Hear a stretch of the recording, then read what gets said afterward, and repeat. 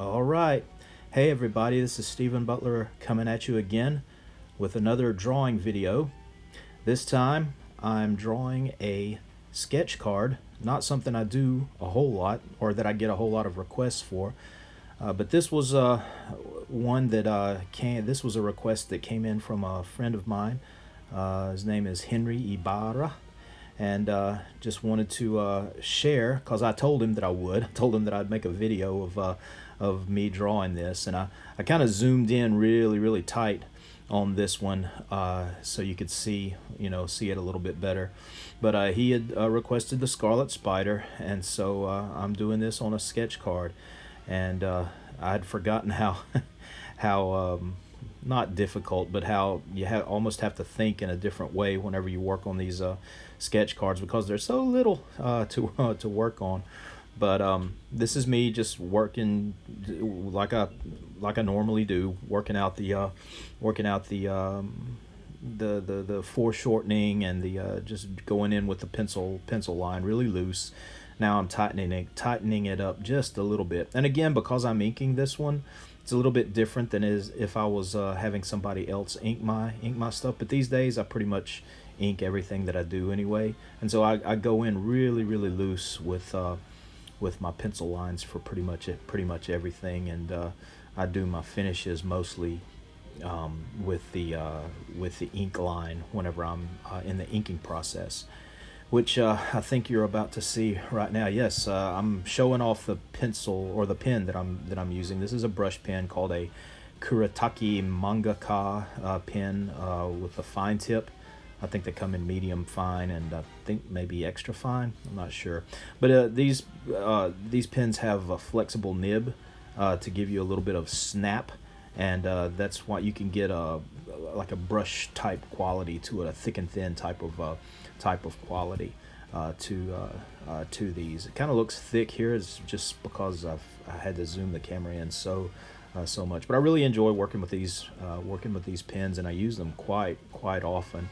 And they're available at jetpens.com. Pretty much all of the pens that I work with these days get from that place. I love it, and I love trying out different types of pens. This is just one of the ones that I tend to use, and I'm not sure. I think I use this for the bulk of working on this one sketch card. I think I came in and used maybe another one on some of the more finer details. I'm not sure. I did this earlier today, and now I'm just doing the voiceover for it. So anyway, just thought that I would get this done and share it with you guys.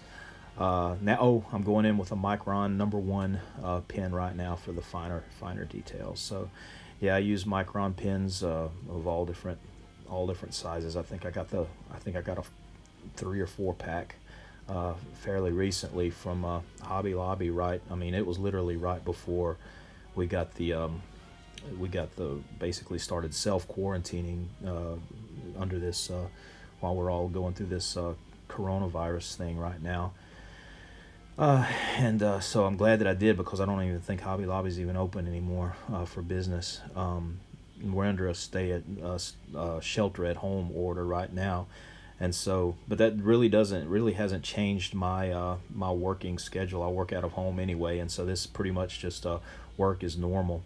What you see me using here is another brush pen, probably my brush pen of choice, and it's what I usually work with especially if I'm working on straight up pages that are like 11 by 17, like when I work on the comic book pages. But you can see I'm doing a lot of feathering with this pen. This is the kind of pen that has the cartridges of ink that are just, it's not, you change the cartridges out. The pen's not disposable. The other kind of pens, like the one that I was using before, once you're done with the ink, you're done. So you have to throw them away and get a new pen. But this brush has served me well for years and years, and so here you see me going in and making these feathering lines and creating texture, and you can do all kind of things with these things. Create texture, create depth of field, just create a more of a professional quality line that has a lot of pop and a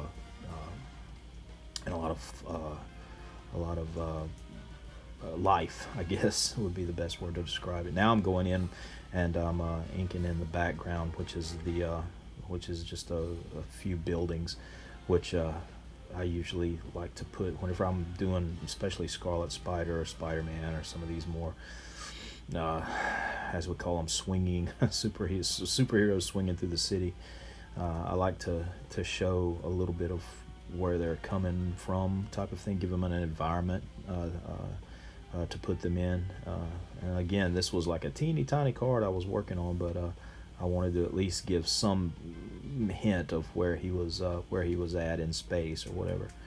So that's what I'm doing here. I think this is a Micron #1 pen that I'm using here. I'm not sure, but yeah, I'm adding just basically the fine details, at least as much as I can, working this small. And then just going over it with an eraser, because I knew this one was going to be colored, and so I wanted it to look clean. I didn't want to have any erase pencil lines showing on this one whenever I went to color it. Now I'm coloring it with oh, my hand, I don't know how that happened, but anyway, you can see every pore in my hand.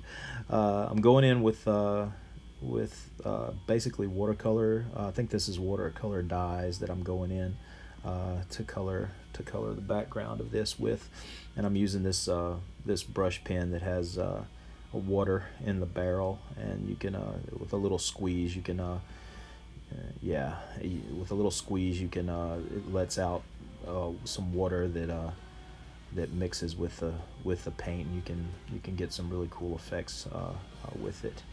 And so I like to work wet. A lot of guys I know just go strictly to markers at this point in time, and here I am. I'm using these aren't Copic markers, but they're kind of similar. They're called Ohuhu markers, I think, and I use those quite a lot. Basically because my daughter Lily bought me a set of them for Christmas, and so I've been using those quite a lot. Yeah, I try to use pretty much anything that I can get my hands on like that. The ever ready standby Crayola markers that I've pretty much used on every piece of artwork that I've ever done, as far as these commissions go. And just going in and pretty much laying in the color right here. And I have no idea why I made the put the yellow in there. Probably just because I felt like it would be too cool. If not, that I needed to put a little bit of the hot color in there. And I don't know. Whenever I'm doing these things, I'm not really thinking. I'm just thinking in the moment, and it's like this. If something seems like it needs something, I'll just go ahead and do it, and don't really even think about it. And so it looks like I'm going in with a whiteout pen now and adding just different stars and effects and things like that. But anyway, I'm coming up to the pretty much to the end of this thing now. Yeah, I'm signing it. So that's pretty much it. Sketch card for you, Mr. Henry. Hope you enjoy it. Thanks a lot for watching. I appreciate it. Take care. We'll see you later. Look for more videos soon.